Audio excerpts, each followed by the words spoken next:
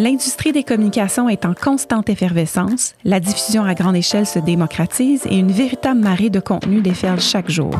Des tendances émergentes aux personnalités influentes de l'industrie, chaque épisode explore un sujet qui fait parler les communicateurs.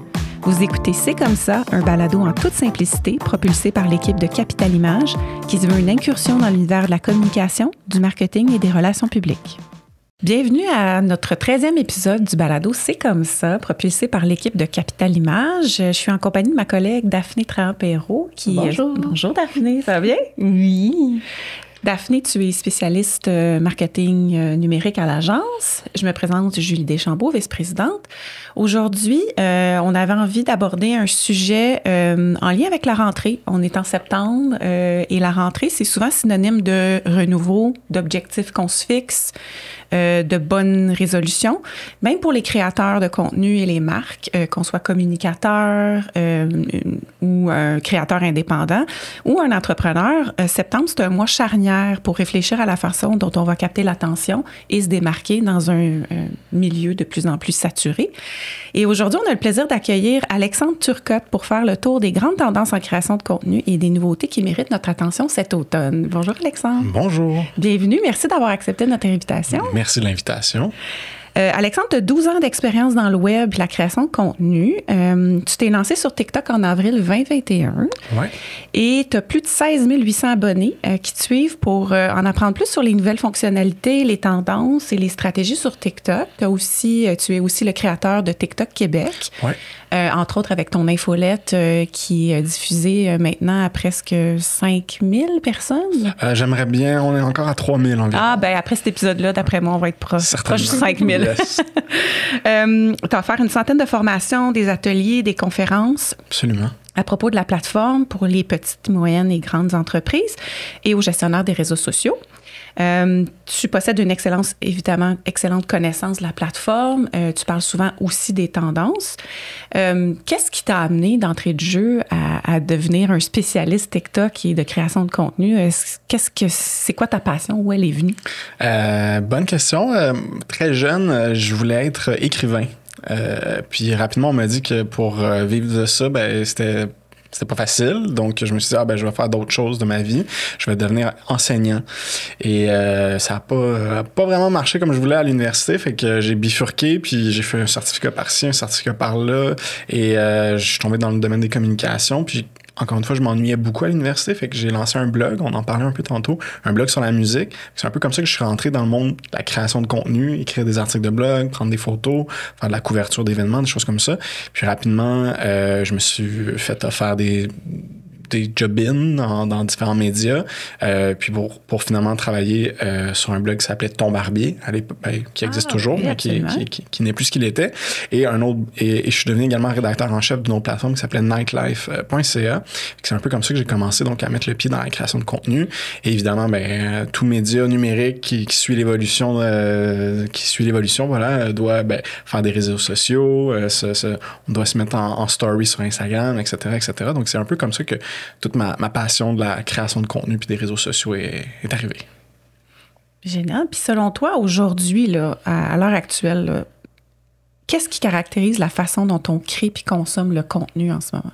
Qu'est-ce qui caractérise la façon dont on crée le contenu?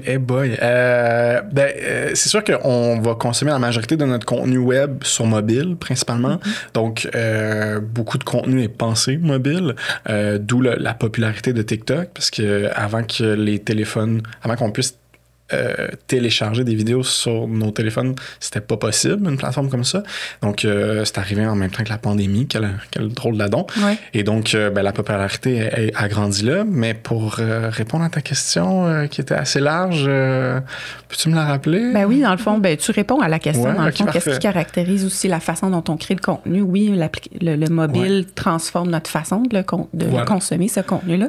Je pense, entre autres, récemment, j'ai entendu la façon dont les jeunes consomment leur contenu. TikTok est devenu un moteur de recherche pour les jeunes. Donc, Absolument. c'est leur réflexe bon, ils cherchent un film à écouter, ils cherchent la dernière chanson qui pourrait être tendance ou whatever.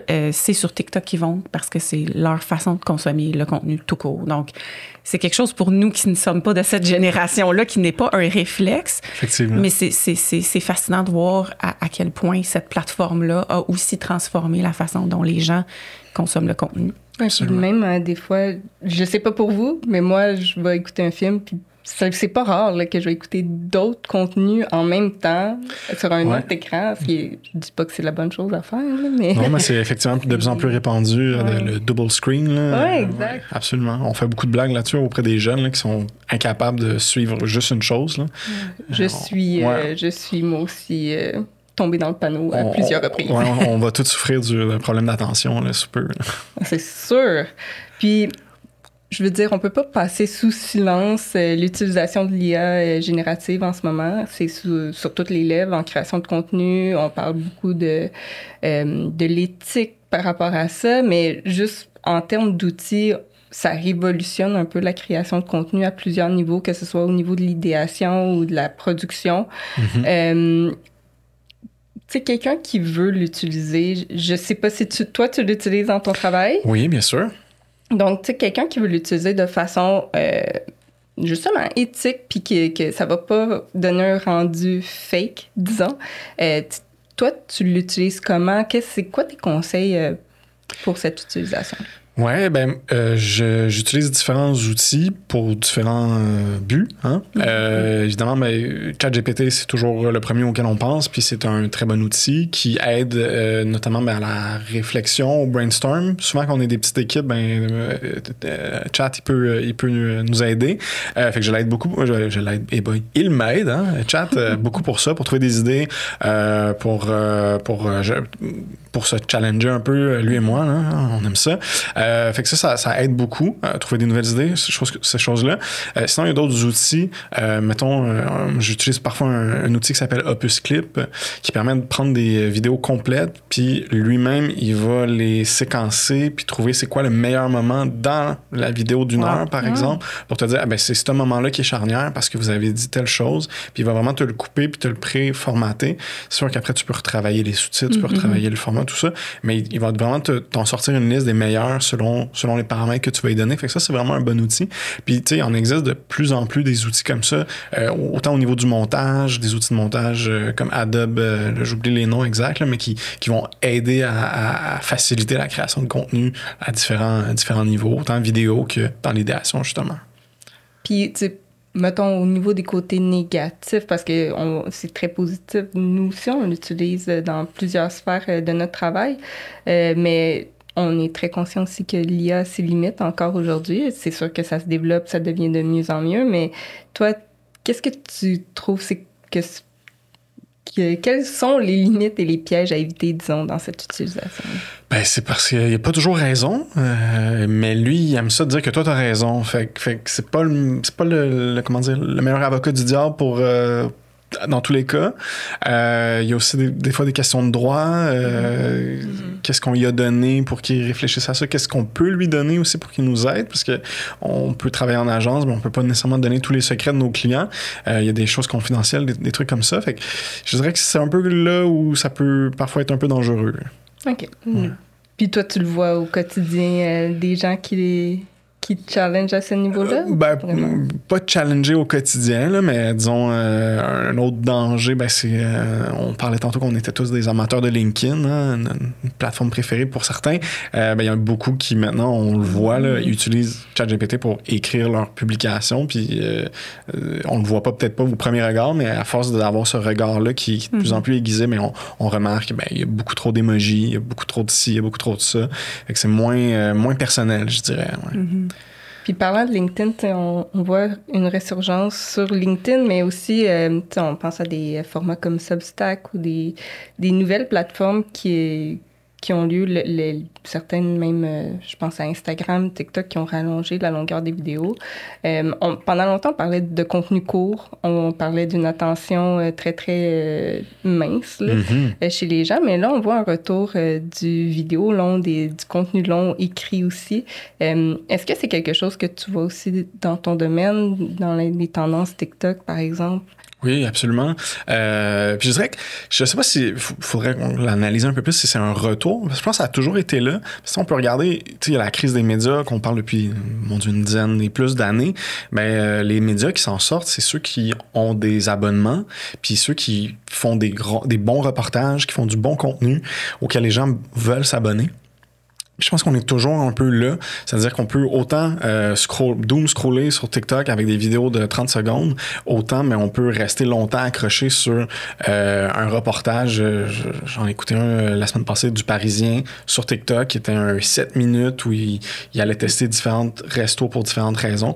Fait qu'on peut vraiment avoir les deux sur différentes plateformes et se poser la question, est-ce qu'on a vu l'évolution sur TikTok? Ben oui, avant, on pouvait faire des vidéos de 30 secondes, après ça a été 1 minute, après 5 minutes, 10 minutes, là on peut jusqu'à 60 minutes sur TikTok et il y a un outil qui s'appelle Metricool, qui est une plateforme tierce de publication française et leur dernier rapport disait que la moyenne des vidéos les plus vues ou consultées sur TikTok sont entre 5 à 7 minutes. Ah ouais? Ouais, fait que vraiment, il y a comme ce double consommation-là, c'est-à-dire donc du snack content, vraiment comme rapide, et du, je sais pas comment le dire en anglais, là, mais en tout cas du contenu plus qualitatif, un peu plus long, où on va plus rentrer dans le sujet. Puis est-ce qu'on pourrait dire que justement l'arrivée des médias sur cette plateforme-là, certains journalistes même ont délaissé leur métier plus traditionnel dans le média pour aller sur TikTok, ce qu'on n'aurait pas vu il y a quelques années, bien entendu. Donc, ce contenu-là qui est maintenant sur cette plateforme, peut-être incite les gens à consommer des contenus plus informatifs, plus longs, mais qui sont peut-être plus accessibles oui, absolument. qu'ils ne l'étaient autrefois. Là. Absolument. Puis, surtout au Canada puis au Québec, on le voit, les médias ont de la misère à se faire voir vu qu'ils sont bloqués sur Facebook, sont bloqués sur Google. Puis TikTok, TikTok et pas Instagram vu qu'il fait partie de Meta, mais TikTok aide à partager cette information-là. Autant de la bonne information que de la mauvaise information. Ça, c'est le danger de TikTok et de son algorithme qui est trop performant. Donc, qui permet de diffuser très rapidement sans double-checker l'information. Ça aide et ça peut nuire aussi. Là.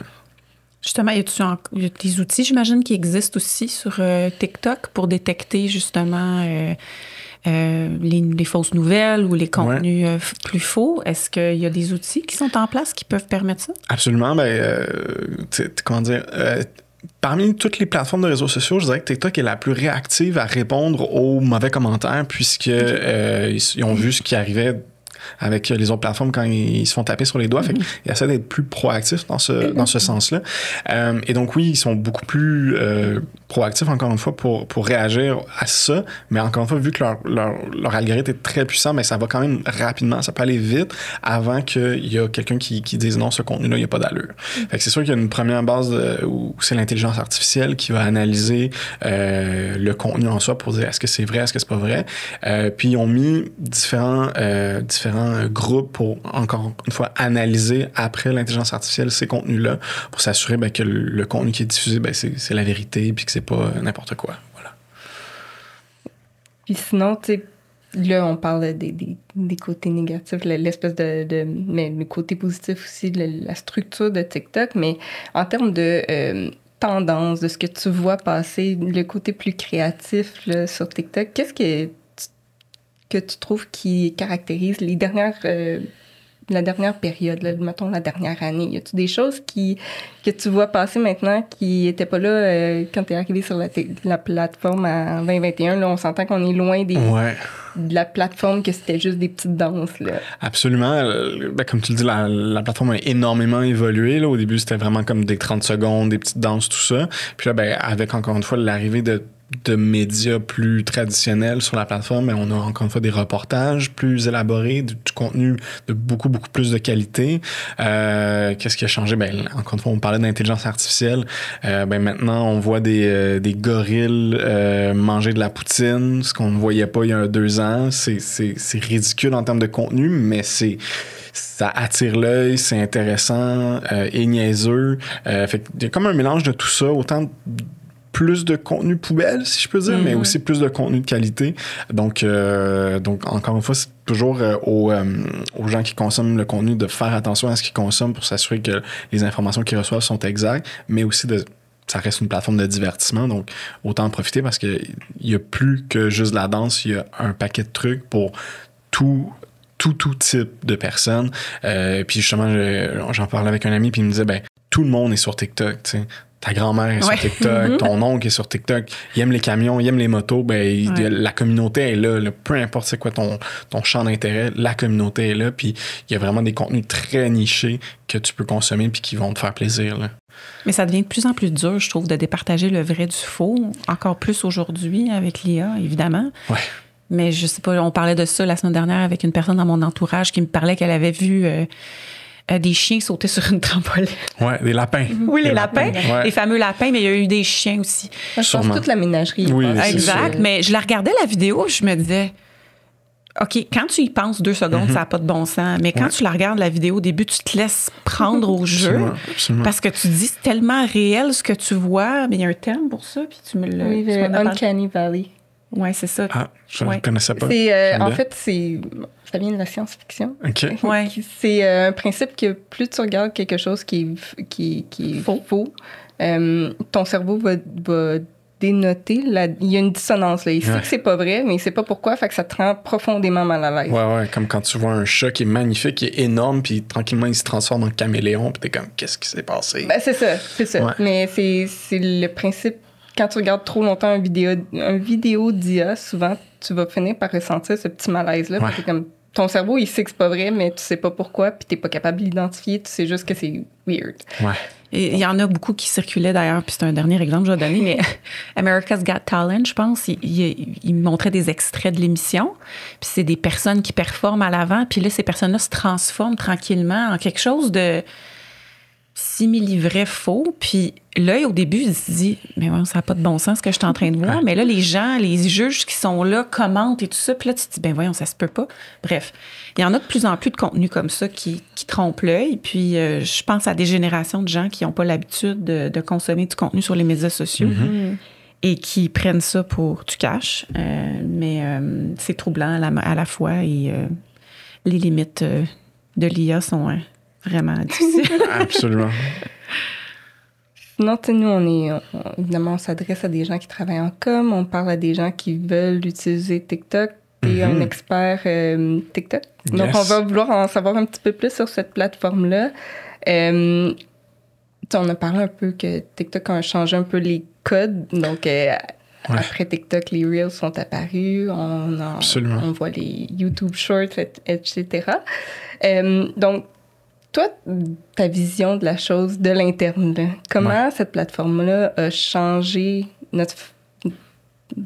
pas notre façon de consommer le contenu, ça reviendrait à notre question du début, là, mais comment ça redéfinit les codes des médias sociaux? On l'a évoqué tantôt, mais le fait qu'on soit dans un format vidéo mobile, ça a complètement changé. L'algorithme aussi qui est derrière TikTok, Instagram l'a copié, tu l'as dit avec les Reels.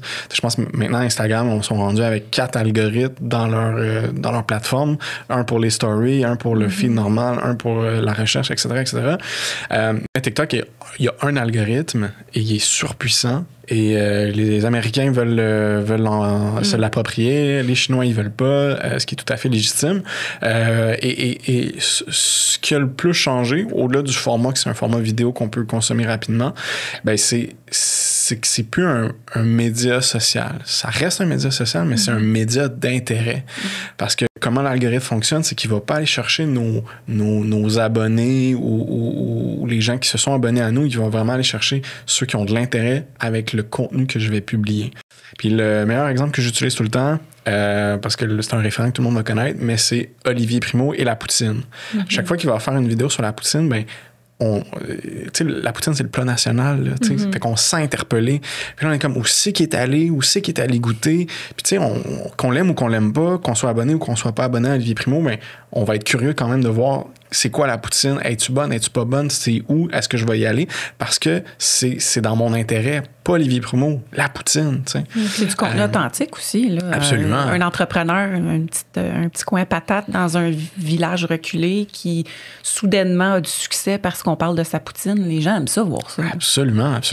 Il est allé à Longueuil, à côté de chez nous, chez Alpha. Ils ont fait la file. J'ai pas pu y aller pendant 2 semaines à cause de lui, mais je suis content pour l'entreprise. Ça, c'est parfait. Fait que je pense que c'est ça. Un des gros changements, c'est l'algorithme par intérêt. Puis c'est ce qui fait que les contenus deviennent rapidement populaires, puis qu'un créateur de contenu qui réussit à bien se tirer son épingle du jeu peut aller rejoindre une audience très, très rapidement. Est-ce que de là, l'importance pour les créateurs de contenu de trouver leur niche pour être alimentés par l'algorithme? Si on est trop généraliste sur TikTok, est-ce qu'on a de la difficulté à percer par rapport à quelqu'un qui a une niche en particulier? Je dirais oui. C'est ce que je pense depuis 2-3 ans, mais c'est ce que je pense de moins en moins. Puis je m'explique. Puis l'exemple est encore bon au niveau de la poutine puis d'Olivier Primo, mais s'il ne fait que ces vidéos-là, quand je vais le voir, je vais dire... mon premier regard, c'est il va me parler de poutine, parfait, je vais rester. Je suis habitué à ça, j'aime ce contenu-là. Mais même l'algorithme aussi, apparemment, parce qu'on connaît pas tous les secrets de l'algorithme caché, mais plus il va faire des vidéos sur la poutine, mais plus le prochain vidéo qu'il va faire, il va être poussé déjà à des gens qui aimeraient la poutine. Alors que ce que j'entends de plus en plus, c'est que peu importe le sujet dont tu vas parler, l'algorithme va détecter quel est ce sujet-là. Fait que si moi, mettons, je parle une journée de poutine, je parle d'une autre journée de pizza, là, mes exemples sont pourris, là, mais de pizza, puis une autre journée de macaroni au fromage, l'algorithme va aller chercher les gens qui aiment ces plats-là. Hey boy. Et c'est d'où le fait que c'est un réseau social d'intérêt de plus en plus. Fait que je sais pas. Ton exemple est parfait. Moi, c'est le pickleball en ce moment. Puis là, à chaque fois que j'ouvre TikTok, on me propose des vidéos d'entraîneurs de pickleball, de monde qui joue au pickleball. Ça fait que je consomme ce contenu-là de plus en plus. Puis à chaque fois que je l'ouvre, c'est ce qui m'apparaît en premier. Absolument. Oui. J'ai la même expérience. Avec le pickleball ou TikTok? TikTok. Ou la poutine. Je me retrouve des fois dans des coins de TikTok, puis je suis juste je veux sortir de là. Ça devient très profond, ça devient un puissant fond. Il y a 2 méthodes pour sortir de l'algorithme qu'on n'aime pas. La première, c'est vous pouvez cliquer sur la vidéo puis dire « Je ne suis pas intéressé ». Ça, j'ai fait. Vous pouvez aussi signaler le contenu. Là, on parlait des contenus qui sont générés par l'IA ou qui sont trompeurs, mais on peut le signaler. Ou sinon, on peut aller dans les réglages puis carrément rebooter son algorithme comme à 0. Je prends des notes. Puis des fois, TikTok t'envoie des sondages aussi. Aimes-tu ce type de contenu? Puis là, tu peux dire oui, non, etc. Absolument. C'est beau en termes de consommation de contenu, mais en termes de création, y a-t-il des choses qu'on devrait penser? Là, je ramène un peu l'idée que on parlait des gens qui travaillent en communication beaucoup ou qui ont leur entreprise, puis que TikTok, c'est encore une bébite qu'on ne sait pas trop apprivoiser dans plusieurs cas. C'est quoi les codes à respecter? C'est quoi les bonnes pratiques là, pour se faire aimer de cette plateforme-là? Oui. Comment dire? La chose principale, c'est ce qu'on va appeler le hook, donc l'accroche. Qu'est-ce que c'est? C'est ce que tu vas présenter dans ta vidéo dans les 2 à 3 premières secondes. Pourquoi c'est important? Parce que ça va avoir 2 objectifs. Le premier, c'est d'arrêter le défilement. Parce qu'on parlait de consommation des jeunes, mais les jeunes, ils défilent. Puis qu'est-ce qu'ils vont faire? Qu'ils vont arrêter sur un contenu pour le consommer? Il faut que ça soit justement accrocheur, il faut que ça soit intéressant. Est-ce qu'on veut rejoindre les jeunes à tout prix? Pas nécessairement. Si on est une entreprise, peut-être qu'on a différents objectifs. On veut parler de son produit, on veut parler de son service. Peut-être que notre public cible, c'est pas nécessairement les jeunes. Tant mieux parce que tout le monde est sur TikTok. Quand on parle des jeunes, au Québec, le groupe d'âge le plus présent sur TikTok, c'est les 25-35 et non les 18-25. Puis les jeunes sont où d'abord? Ils sont là, mais moins. OK. Ouais. Mais en fait, il y a au niveau de la population, il y a plus de 25-35, mais c'est un peu normal. À 40% à peu près quand même. sur la plateforme, sur TikTok au Québec. Donc, le hook, l'objectif, arrêter le défilement et qualifier à qui on s'adresse.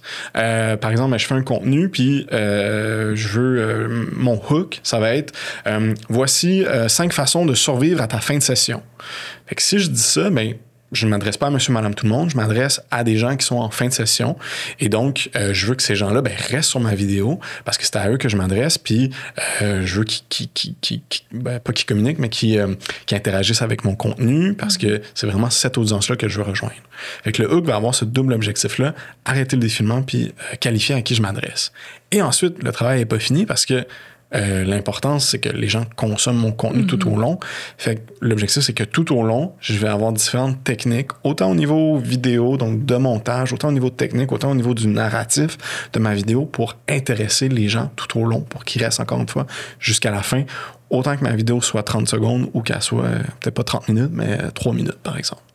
Justement, tu parles d'esthétisme. Qu'est-ce qui caractérise en ce moment ce qui est viral, ce qui se passe en ce moment sur TikTok au niveau esthétique? Oui. Pensez TikTok comme vous penserez vos stories Instagram. OK. Fait que pas trop étudié et avec beaucoup de proximité envers ton audience. C'est ce qui fonctionne très, très bien. C'est l'esthétisme, encore une fois, de TikTok est beaucoup moins léché que sur Instagram. On est plus dans le raw, dans l'authentique, dans le low-fi même. Fait que, tu sais, c'est pour ça que c'est aussi populaire, c'est parce que n'importe qui et tout le monde peut sortir son téléphone, ouvrir TikTok.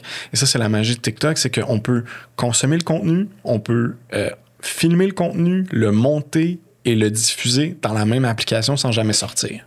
C'est ce que j'allais dire, comme un peu Instagram en ce moment, où ils te proposent des modèles de Reel qui sont super faciles. Un exemple facile, c'est quand je suis allée voir Coldplay. J'ai voulu faire ma propre vidéo, évidemment, de ce qui se passait pendant le concert. Puis on m'a proposé un modèle que les gens utilisaient. Le kiss cam, Non, pas le kiss cam, mais le fameux bracelet. Okay. Bref, tout le monde le fait. C'était pendant que ça se passait, mais le modèle était disponible. Donc, est-ce que c'est un peu ça qui se retrouve sur TikTok en ce moment? Absolument, oui. Depuis 4-5 ans, différents modèles qu'on peut utiliser comme ça pour sa création de contenu. On peut même juste utiliser une chanson, puis la vidéo, dépendamment de combien de vidéos on va donner à TikTok, mais ils vont nous préformater ça, puis on va être prêt à publier rapidement. Ouais. Puis tu sais, on sait que c'est pas une campagne de publicité, là. C'est pas comme on crée du contenu pour justement une pub télé où il y a une grosse prod, puis après, ça roule pendant longtemps. TikTok, comme ton vidéo, il est bon, parfait, dans 2 semaines, si t'as rien d'autre, ça marche pas, tu sais. Qu'est-ce qui différencie, disons, une vidéo qui a super bien performé, qui devient virale, puis après, il n'y a plus rien, d'une bonne stratégie vidéo? Bonne question.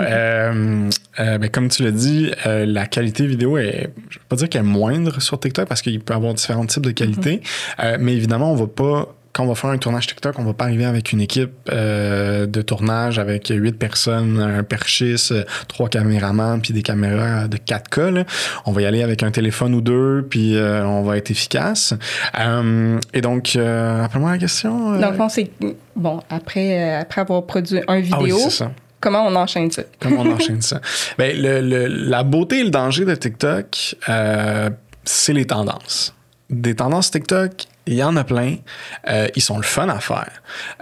Ils peuvent être très faciles aussi à faire. C'est pas beaucoup de plans. C'est bref, c'est le fun. Sauf qu'on peut pas nécessairement bâtir une stratégie sur le long terme avec juste des tendances. Fait que les tendances vont souvent être des fillers de contenu, si on peut dire ça comme ça. Fait que d'avoir une bonne stratégie, ça serait peut-être d'avoir 25% ou 30%, là, peu importe, de tendance et 75% de contenu original. OK, parfait, Alex, mais qu'est-ce qu'on fait de notre contenu original, tu vas me dire après? C'est de voir justement comment est-ce qu'on peut mettre l'entreprise, les produits de l'avant en faisant du contenu qui va interpeller les gens, qui va pousser les gens à interagir avec notre contenu. Et la stratégie peut être encore une fois, multiples, dépendamment du type d'entreprise qu'on est. Mais je me suis fait, pas rabrouer par un client, mais je me suis fait remettre à l'ordre par un client qui me disait justement, Alex, je trouve là, qu'on fait un peu trop de trends ces temps-ci. T'sais. Puis les trends sont le fun, mais comment est-ce que notre marque peut se démarquer par rapport aux autres si on fait toujours les mêmes choses? Puis là, j'étais comme, absolument, t'as raison. Puis c'est mon erreur parce que c'est pas du tout ce que je prêche. Fait que là, je me suis assis puis j'ai regardé, c'est quoi les éléments de marque qui sont identifiables pour la marque, puis est-ce qu'on peut justement jouer là-dessus? Puis oui, on peut jouer là-dessus, on peut faire des petits sketchs, on peut faire des vox pop, on peut faire des entrevues, on peut faire des séries de contenu. Vraiment, c'est très large sur ce qu'on peut faire pour mettre de l'avant, encore une fois, notre entreprise et aller rejoindre les gens qui nous connaissent ou qui nous connaissent pas. Voilà. J'ai une question par rapport aux tendances. Oui. À quel moment, si on est une marque ou une entreprise, on débarque sur TikTok ou on est déjà là? Quand on voit une tendance passer, là, c'est quand le moment... Quand est-ce qu'il est trop tard? T'sais, si je veux faire ce contenu-là, c'est-tu 2 jours après, il est trop tard ou c'est quoi, mettons, il est time toujours frame? trop tard. Il est toujours faut que soit en avant de la parade, mais... Il faut vraiment être en avant. C'est ça la difficulté. Je pense que c'est les gens qui sont trendsetters, c'est pas des gens qui réfléchissent à ça, ça vient spontanément. C'est ça, c'est très éphémère. Il faut avoir le nez là-dedans, il faut être très rapide. Puis je dis ça, je dis pas ça négativement parce qu'on peut les faire, puis ça peut être le fun. Puis souvent, c'est ça l'avantage des TikTok, des tendances, c'est que ça va être court, ça va être le fun, ça va être rapide. Puis on va peut-être impliquer notre équipe, fait que ça va être le fun pour la gang, tout ça. Mais qu'est-ce que je peux faire comment ces trends-là peuvent me donner des idées plus originales pour mettre mes produits ou mon service de l'avant? Ça, c'est ce qui fonctionne bien. Ensuite, pour un de nos clients, on a eu une stratégie où on s'est dit, on les lance là, notre client, en 2025. T'sais. Puis il y a plein de trends qu'on n'a pas fait parce qu'ils sont vieux. Fait qu'on s'est dit, notre stratégie, ça va être, on reprend les vieux trends. Mais les vieux trends qui sont tu sais, là, je dis vieux, mais ça fait 2 ans. 4 ans. Ouais, ça, 4 ans aussi, tu sais. Puis que 4 ans, les gens s'en rappelleraient même pas. Mais en même temps, il y a ce petit côté nostalgique. Hey, oui, je me rappelle de ça, c'est le fun, nanana. Normand Marino. Ramener Normand Marino. Ah oui, je sais pas si vous avez la rêve. Normand Marino, mais oui. Mais tu sais, ça va encore pogner. Versus un contenu qui a été publié il y a 2 mois, qu'on a un peu tanné de voir tout le temps en ce moment, ça va être peut-être moins pertinent live. Versus un contenu qui peut être repris de longtemps. Puis là, on parle de contenu puis de trend, mais des fois, il y a des formats de contenu aussi qu'on peut reprendre puis qui ne vieillissent pas. Par exemple, les vox pop dans la rue ou juste arrêter quelqu'un dans la rue et dire « Hey, c'est quoi t'écoutes dans tes oreilles? » Puis là, la personne se retourne « j'écoute le Clampanton pour déménager. » Puis tu sais, il poursuit son chemin puis c'est le 31 juillet puis t'as fait ta... 1er juillet, pardon, puis t'as fait ta pub de déménagement. Tu sais, il y a plein de choses qu'on peut faire comme ça. Voilà. Oui. Tu sais, on parle des tendances, là, ce qu'on voit beaucoup, peut-être un peu moins au Québec, on entend beaucoup parler de live shopping. Ouais. Puis les plateformes qui encouragent ça, tu sais, je pense à TikTok Shop, puis tu sais, Instagram a aussi sa plateforme de magasinage directement sur la plateforme. Mais est-ce que c'est quelque chose que tu vois apparaître un peu plus au Québec ou on est encore un peu loin? Mais pour les gens qui ne savent pas c'est quoi, là, qu'est-ce que c'est? Moi, je le sais, mais je le savais pas avant que tu m'en parles. C'est quoi du live shopping? Le live shopping, c'est quand on fait un live puis on présente des produits. Puis on incite un peu les gens à les acheter live durant le live. Hein? Mais c'est pas un peu les principes du unboxing qu'on... Un unboxing, oui, mais un unboxing, ça va être en story, ça va être fait un peu plus tard, ça va être un peu plus léché des fois. C'est comme un infomercial. Ah oui, c'est vraiment ça, c'est vraiment ça. Mais j'en ai vu un contenu comme ça je pense que c'était en Chine, en tout cas. Ouais. La fille déballait à une vitesse effrayante là, avec quelque chose qui défilait devant elle. J'oublie son nom, mais je comprenais pas ce qui se passait, je comprenais pas l'objectif, t'avais même pas le temps de voir le produit à peine. Absolument. Ce concept-là, c'est un concept en soi. C'est extrêmement rapide, on montre des produits, c'est de la surconsommation, c'est très intense. Mais si on revient avec le live shopping, ce qu'il faut savoir, c'est que ça fonctionne beaucoup en Asie, encore une fois, où TikTok est fort aussi, mais où on a parlé de TikTok Shop. TikTok Shop, c'est quoi? C'est un outil supplémentaire de TikTok pour augmenter les ventes des entreprises en en envoyant pas les gens sur une plateforme tierce, comme sur Amazon ou comme sur leur site web à eux, mais en faisant l'achat directement sur TikTok. Cet outil n'est pas encore disponible au Canada. Il est disponible aux États-Unis depuis peu. En France, ils l'ont implanté ce printemps. Mais ce que ça permet, encore une fois, c'est d'augmenter l'achat de nos produits. Par contre, au Québec, ben oui, on l'a vu de plus en plus. C'est-à-dire que les gens peuvent quand même faire des lives et peuvent quand même présenter leurs produits. Il y a un article, je pense, peut-être soit la presse ou le Journal de Montréal, d'une compagnie qui s'appelle Pop Underwear, si ma mémoire est bonne, qui, un vendredi soir ou un jeudi soir, ils ont fait un live d'1 heure ou de 2 heures, puis ils ont réussi à vendre pour 10 ou 20 000 $ de produits. Fait que c'est quelque chose qu'on voit de plus en plus, effectivement. Puis ça, il rajoute tout un esprit de gambling aussi. Il y a comme une roue aussi, là, ouais. Puis tu peux, hey, toi, la personne qui nous regarde, tu peux, si tu fais un achat, on va rouler directement ici, puis tu pourras gagner un produit supplémentaire dans ton panier, tu sais. Fait que là, la personne fait un achat. Ah, on a un achat, Catherine 23 a fait tel achat. C'est un concept marketing vieux comme la terre, absolument. Mais c'est juste qui est appliqué au code TikTok en ce moment. Exactement. Puis c'est ça, nous, on écoutait la télé le soir, puis on voyait des infos pub vers la poche, là, puis ben c'est ça. Puis là, les jeunes, eux, ils n'ont jamais connu ça, fait qu'ils découvrent ça sur TikTok. Puis tu parlais de Chine, justement, où c'est très fort. Est-ce que tu vois souvent, justement, des nouveaux codes, des nouveaux formats qui viennent de Chine principalement? Ou? Oui, absolument. Ce qu'il faut comprendre, c'est que TikTok, beaucoup de personnes le savent, ça a été créé par une entreprise qui est chinoise, qui s'appelle ByteDance. Voilà, merci. Mais TikTok est en fait la petite sœur d'une autre entreprise qui s'appelle Douyin, qui est comme c'est ça, la grande sœur de TikTok, en fait. Et Douyin n'est disponible qu'en Chine. Et ça marchait tellement qu'ils ont dit, ben, il faudrait qu'on propage cette bonne nouvelle-là partout en Occident. Et donc, ils ont créé TikTok pour accaparer toute la musique occidentale aussi, qui n'est pas non plus disponible en Chine. Donc, en Chine, tu peux pas écouter Beyoncé puis twerker dessus. Mais ce qui fait que cette autre application qui s'appelle Douyin est très différente. C'est très similaire, mais très différente. Et il y a beaucoup plus d'options qui, tranquillement, peuvent être importées en Occident. TikTok Shop en est un bon exemple, mais un bon exemple qui, moi, m'excite beaucoup, c'est le fait que, puis vous l'avez déjà fait, tantôt je parlais d'Olivier Primo qui fait des reviews de poutine, mais imaginez un restaurant qui présente un plat ou sa nouveauté de son menu, et directement sur TikTok, tu peux cliquer sur l'entreprise, voir le menu de l'entreprise, commander ton ramen, puis te le faire livrer directement en 15-20 minutes. Ben ça, c'est déjà disponible sur Douyin en Chine. Fait que quand ça va être disponible au Canada, aux États-Unis, je ne sais pas. Est-ce que ça le sera un jour? Peut-être pas, mais j'ai bon espoir que ça le sera parce que TikTok, comme Facebook, Meta, tout ça, deviennent des plateformes transactionnelles. Ah ouais, des grosses multinationales qui ont différentes sources de revenus, qui ont différentes façons d'attirer les gens. Oui, c'est ça, j'allais dire, le danger, c'est qu'il ne faut pas que tu mettes tous tes œufs dans le même panier parce que exactement. Si tu es juste sur TikTok, comme d'autres entreprises ont été juste sur Meta, bien là, s'il arrive quelque chose, comme on sait en ce moment, ouais. C'est ça le danger. Là. Ouais, ton audience ne t'appartient pas. Donc, la minute qu'il y a un changement d'algorithme, t'es comme, ah, OK, bon, mais aujourd'hui, ça marche pas. Exact. Ou qu'il y a un bug Facebook. À chaque fois qu'il y a un bug Facebook, ben, tout le monde le sait parce qu'il n'y a rien qui fonctionne, puis tu t'arraches les cheveux parce que c'est ça ton canal d'acquisition numéro 1. Oui, absolument. Fait que je suis 100% d'accord.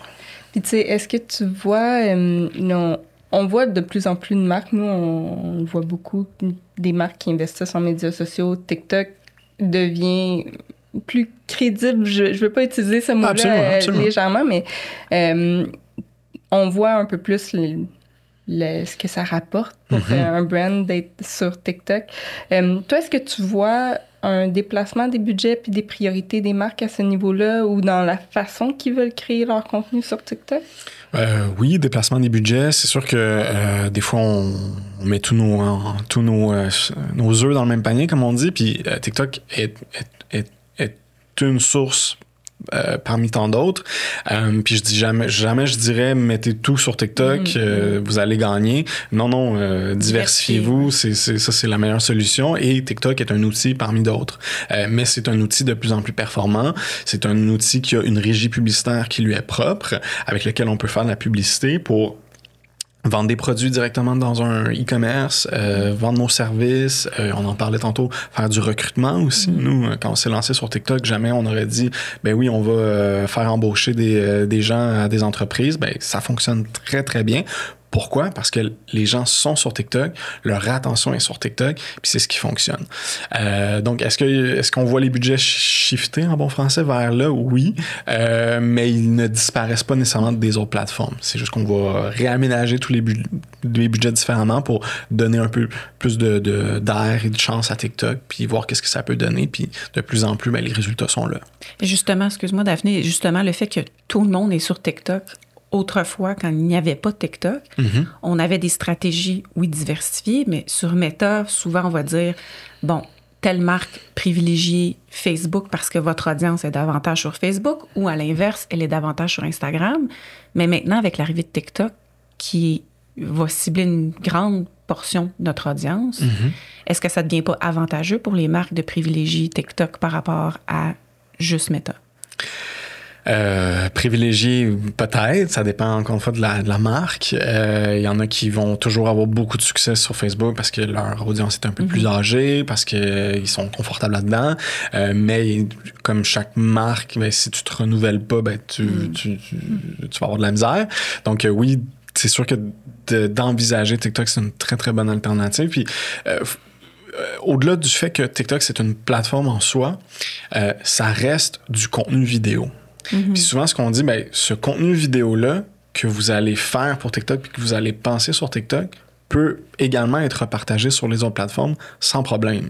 C'est sûr que certaines grosses marques vont dire, ben non, moi, sur TikTok, je vais avoir ma stratégie. Ça va être très axé sur une audience puis sur un format, puis ça, c'est très, très bien.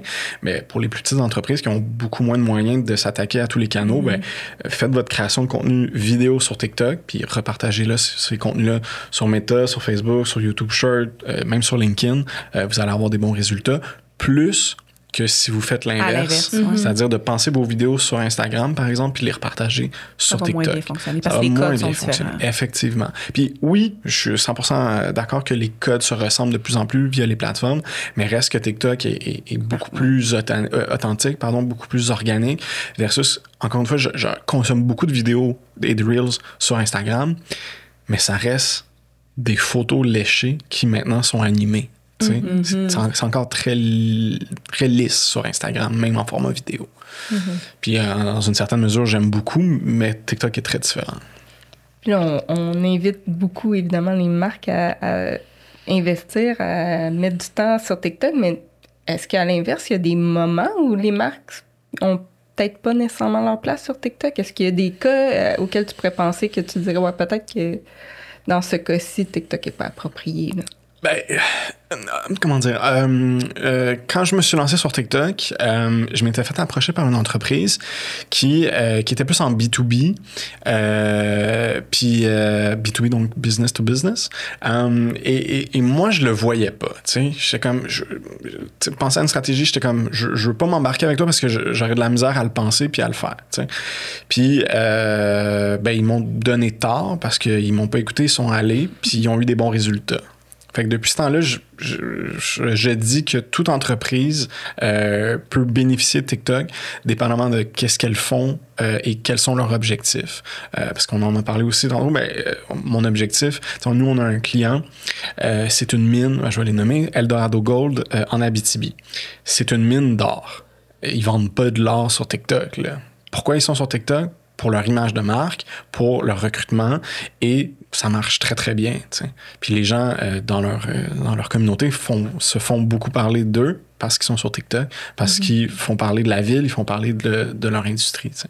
Fait que c'est des choses vraiment qu'on verrait pas sur Facebook nécessairement. T'sais. Mais ces marques-là doivent accepter aussi de de se montrer sous un nouveau jour. Absolument. On s'entend qu'une mine d'or, ce que les gens vont vouloir voir, c'est le behind the scenes. Absolument. Comment tu opères une mine. Donc, si la marque est prête à aller là, c'est là que ça devient payant. Absolument. Puis là, on n'est pas dans une photo lichée, retouchée, approuvée par 2 départements. On est dans un contenu vidéo RAW qu'on a filmé dans le souterrain. Est-ce qu'on a le droit? Oh non, fallait pas filmer ça parce qu'ils ont enlevé leurs gants pour expliquer un truc. Puis ils sont, selon les règles, ils doivent toujours avoir leurs gants puis leur casque. Fait que cette vidéo-là, elle marche pas. Fait que ça fait partie de la game, mais ça donne des résultats incroyables pour les entreprises. Est-ce que toi, quand une entreprise t'approche pour arriver sur TikTok, c'est quoi les questions que tu poses aux marques pour justement déterminer si une stratégie TikTok est faite pour eux? Ben, plein de questions. Mais admettons en gros. Une que je pose souvent, c'est est-ce que vous avez quelqu'un dans votre équipe qui est game d'être devant la caméra? En effet. Parce que c'est game changer. Puis souvent, on me demande aussi, est-ce qu'on peut réussir sur TikTok sans avoir de visage ou de porte-parole? Oui, mais c'est beaucoup, beaucoup plus difficile. Et donc, d'avoir un visage, d'avoir quelqu'un qui va animer, puis tu sais, ça peut être une personne, ça peut être 2, 3 personnes, ça peut être des personnes différentes à chacun des vidéos. Tant qu'il y a quelqu'un qui est devant la caméra, qui va incarner, puis qui va faire vivre le contenu, ça va fonctionner. Puis pas nécessairement le porte-parole attitré à l'entreprise. Ça peut être vraiment des employés. Exactement. Ça peut être d'autres gens de département. Puis, tu sais, c'est quelque chose qu'on voyait moins au Québec, mais qu'on voit de plus en plus. Il y a des entreprises qui engagent des créateurs de contenu pour ne faire que leur contenu sur TikTok. Hydro-Québec est un très bon exemple. Ils ont engagé une fille qui s'appelle Clara, puis qui ne fait pas que ça, mais c'est son rôle principal de créer du contenu sur TikTok pour Hydro-Québec. Fait qu'il faut vraiment quelqu'un qui soit devant la caméra, puis c'est souvent la question qu'on pose en premier, je dirais. Puis s'il n'y a pas quelqu'un à l'interne qui gère bien les codes TikTok, en effet, c'est une bonne stratégie d'aller chercher un créateur de contenu à l'externe qui va pouvoir aider à créer ce contenu-là. Absolument. Ou dépendamment comment l'entreprise veut le faire, mais de les accompagner à ce que qu'il y ait des gens de plus en plus dégourdis à se retrouver devant la caméra. Puis un de nos premiers plus grands succès, c'était Boutique Ernest, donc les vêtements pour hommes partout au Québec. Et pourquoi ça a été un si grand succès? Ben parce qu'on a filmé un de leurs vendeurs qui était vraiment un bon vendeur, charismatique, qui aimait parler, puis qui connaissait ses produits, puis qui osait prendre une chemise sur un rack et dire ça tirait bien, nanani, nanana, puis c'était du bonbon, là, c'était vraiment bon. Voilà. Intéressant. Je pense qu'on est rendu dans les questions un petit peu plus personnelles sur ton expérience avec TikTok. Yes. Qu'est-ce qui t'excite, toi, le plus pour les, disons, là, c'est peut-être 2-3 prochaines années, c'est peut-être trop loin, là, mais pour la prochaine année? Par exemple, sur TikTok? Comment dire? Il y a beaucoup de choses qui m'excitent, mais qui ne sont pas disponibles au Canada. Hein. On en a parlé de TikTok Shop. Ça m'excite. Pas disponible au Canada. On a des clients, on commence à avoir des clients aux États-Unis, fait qu'on joue un peu dedans. On a un client ou 2 en France aussi, fait qu'on joue un peu dedans. Ça, c'est le fun. Mais j'aimerais ça que ce soit disponible au Canada puis que tout le monde puisse en profiter. Sinon, un truc assez nouveau, récent, que je parle beaucoup ces temps-ci, c'est, puis toi, t'en as parlé aussi au début, c'est le pouvoir de la recherche sur TikTok. Donc, tout ce qui est SEO, donc Search Engine Optimization. Donc, comment faire pour que nos contenus puissent vivre longtemps sur TikTok. Parce que moi, je donne des formations TikTok là, avec Grenier, puis à chaque fois, je me fais un devoir d'aller sur mon compte personnel et je publie pas à toutes les semaines, mais à toutes les semaines, j'ai entre 10 à 25 000 vues sur mon contenu parce que j'ai des vidéos qui datent de 2022, de 2023, qui chaque semaine génèrent entre 1000 à 5000 vues. Pourquoi? Ben, parce que les gens continuent de rechercher, recherchent des choses sur TikTok et mon contenu en parle. Fait que moi, je me suis spécialisé sur TikTok. Fait que, par exemple, j'ai une vidéo, c'est comment bloquer quelqu'un sur TikTok. C'est un peu niaiseux, mais les gens, ils savent pas nécessairement. Fait qu'ils vont rechercher comment bloquer quelqu'un sur TikTok. Puis, boum, ma vidéo que j'ai faite il y a 3 ans, elle va ressortir en premier parce qu'elle est vieille, parce qu'il y a de l'autorité. Bref, tous les autres codes qu'on connaît du SEO va faire que ma vidéo va ressortir. Fait que ça, j'en parle beaucoup parce que sur le long terme, ça peut être très bénéfique pour certaines marques. Puis, quand j'ai vu ça, ben, c'est à un de nos clients que j'avais vu le pouvoir de cette vidéo, ben de la recherche. Parce qu'on avait fait on a un client qui s'appelle Concept C Shop qui vendent des produits capillaires. Puis une de leurs vidéos qui fonctionnait bien, même si on n'avait pas fait grand-chose avec, c'est-à-dire on n'a pas mis de pub ni quoi que ce soit, ben continuait semaine après semaine à engendrer des vues. Puis on est comme, ben, c'est long l'algorithme TikTok. On pensait que c'était 3-4 jours, une semaine max. Mais non, ça fait une semaine, 2 semaines, 1 mois, 2 mois. Puis là, on est allé voir, on a analysé les analytiques justement, puis en voyant la recherche, comment coiffer nos cheveux de blonde. Je me rappelle plus, là, c'était quoi la vidéo exactement, mais on a vu le pouvoir de la recherche, puis là, on prend tout ça en compte dans nos stratégies pour Donc, dans le fond, une marque clients. qui se lance sur TikTok, tu parlais tantôt du 25% tendance, 75% de sujets evergreen, si je peux me permettre l'expression. C'est là la force de ce créneau-là, parce que, comme tu dis, ces sujets evergreen-là vont demeurer optimisés par la plateforme. Absolument. Absolument. Puis, une des stratégies, quand je parle de ça, que je dis aux gens, c'est, regardez, vous avez probablement un site web déjà. Hein? Si vous vous lancez sur TikTok et que vous n'avez pas de site web, faites les choses un peu à l'envers. C'est pas grave, là, mais regardez sur votre site web, regardez c'est quoi les articles de blog qui fonctionnent le plus, puis dites-vous, est-ce que je peux en faire une vidéo TikTok? Probablement. Faites-le, vous allez voir si ça marche ou si ça marche pas. Mais si les gens recherchent ça sur un site web, ils vont le rechercher aussi sur TikTok. Fait que ça peut être des bonnes opportunités en termes de contenu, absolument. Maintenant, le top 3 d'Alexandre. Ouais. Est-ce que tu veux nous partager ton top 3 de marques québécoises ou d'entreprises, ou ça pourrait être un individu, mais peut-être plus particulièrement entreprise ou marque, qui en ce moment fait bien les choses sur TikTok? Ouais, oui, absolument. Est-ce que je commence par 3, 2, 1? Ouais, vas-y par 3, 2, 1. OK. En troisième position, j'aime beaucoup ce que Maxi font. C'est funky, c'est drôle, c'est niaiseux par rapport à leur marque. Puis ça évolue. En fait, non, c'est pas ça que je veux dire. Ils ne publient pas de façon très fréquente aussi. Fait qu'ils doivent bien réfléchir à leur contenu pour que ça soit toujours des bangers, comme on dit. Ils publient, je pense, comme une fois toutes les 2 semaines, peut-être. Fait qu'il faut s'assurer que ça soit bon. Fait que ça, médaille de bronze à Maxi. Médaille d'argent... mon Dieu, je peux-tu réfléchir un peu? Oui, médaille d'argent, j'aime beaucoup la STM. Depuis le jour 1 qui se sont lancés sur TikTok. Vraiment, ils sont décalés, ils sont très Gen Z. Puis, non seulement ça, mais comment dire, ils ont plusieurs bâtons dans leur roue. Puis ça leur fait leur force. Ce que je veux dire, c'est qu'ils n'ont pas de porte-parole. Encore une fois, quand je disais que c'était dangereux de ne pas avoir de porte-parole ou de visage, eux, ils n'en ont pas. Leurs personnages, c'est les autobus, c'est les métros. Puis ils font plein d'inside jokes avec la personne qui anime les réseaux sociaux. Il l'appelle Daddy STM. C'est devenu vraiment un personnage. Donc vraiment... mais c'est la mimification. Là, oui, exactement. Ils en ont fait un mème. Là. Absolument. Puis ça fonctionne du feu de Dieu. Même si on n'est pas de Montréal, comme on voit leur contenu, puis ça fonctionne très, très bien. Fait que ça, médaille d'argent à la STM. Et médaille d'or, et c'est un nouveau compte qui se sont lancés sur TikTok en janvier, puis ils battent tous les records, c'est la SQ.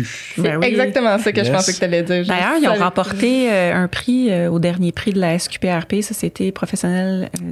des professionnels en relations publiques pour leur TikTok. Pour leur TikTok. Je pense que j'ai vu ça sur LinkedIn, ouais.